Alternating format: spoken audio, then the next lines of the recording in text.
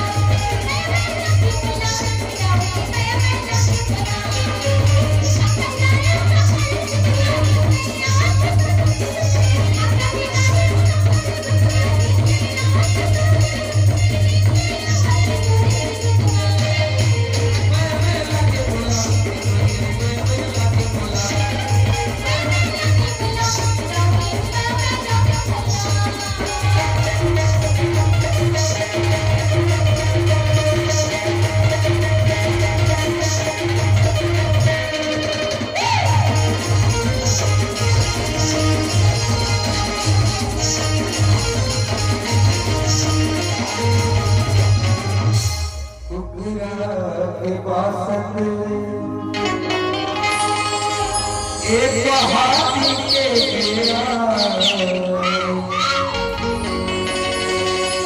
मिले अब वो दीवानी रे करती रही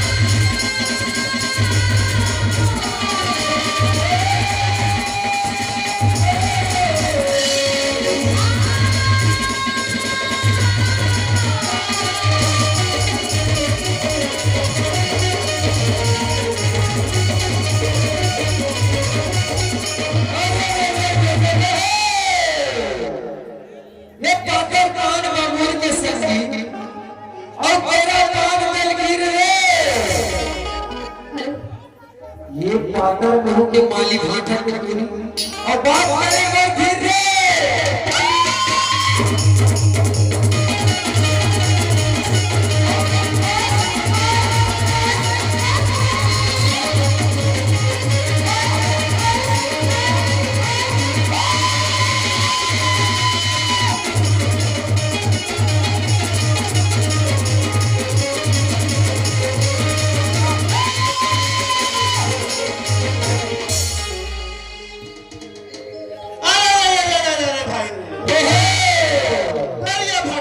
अच्छा ओ प्रेत ही कनारी रे ओहो करिया भट्टा खावे टूरी हाँ ओ प्रेत ही कनारी रे ओहो ओ करिए डहुआ बनावे ना कहाँ ही रे तासु दूध के दी कर रे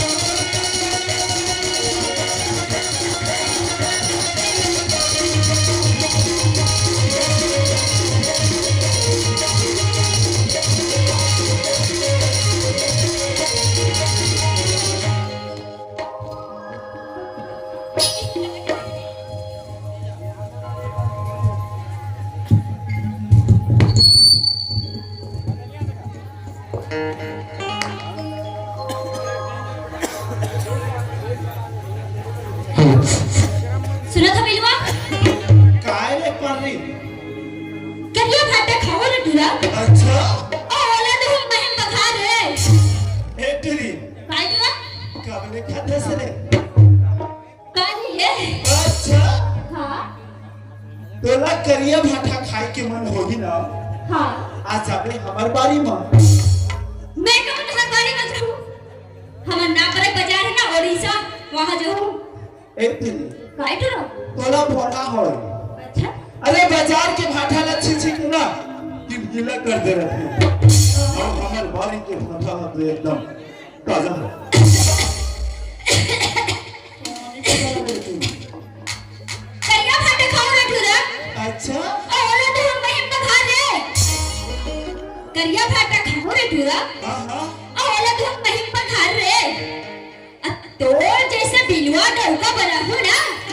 का हो रे का हो रे का हो रे तो